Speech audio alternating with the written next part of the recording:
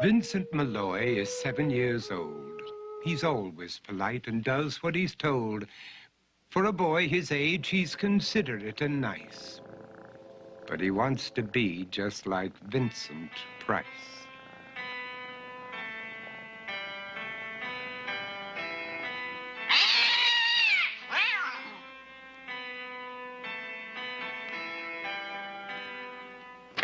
He doesn't mind living with his sister, dog, and cats, though he'd rather share a home with spiders and bats.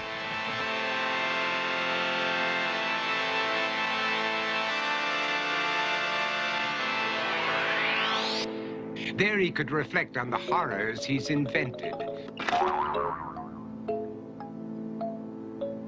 and wander dark hallways alone and tormented.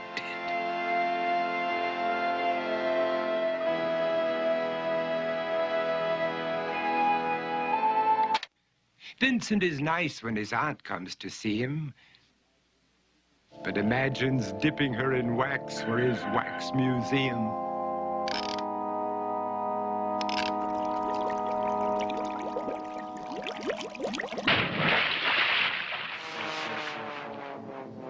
He likes to experiment on his dog, Abercrombie, in the hopes of creating a horrible zombie. So he and his horrible zombie dog could go searching for victims in the London fog. His thoughts, though, aren't only of ghoulish crime. He likes to paint and read to pass some of the time. While other kids read books like Go, Jane, Go, Vincent's favorite author is Edgar Allan Poe. One night, while reading a gruesome tale, he read a passage that made him turn pale. Such horrible news he could not survive, for his beautiful wife had been buried alive. He dug out her grave to make sure she was dead, unaware that her grave was his mother's flower bed. His mother sent Vincent off to his room.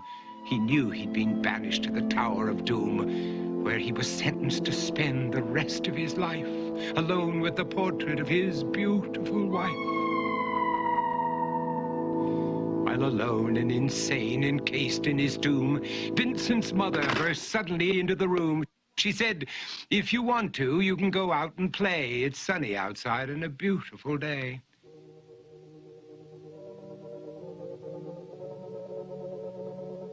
Vincent tried to talk, but he just couldn't speak. The years of isolation had made him quite weak.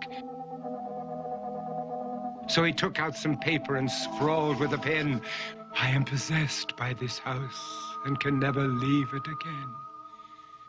His mother said, "You're not possessed and you're not almost dead.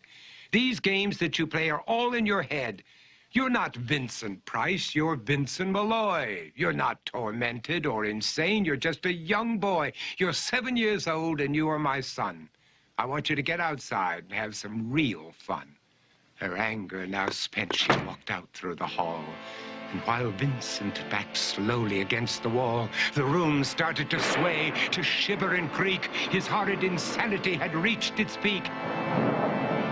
He saw Abercrombie, his zombie slave, and heard his wife call from beyond the grave. She spoke from her coffin and made ghoulish demands, while through cracking walls reached skeleton hands.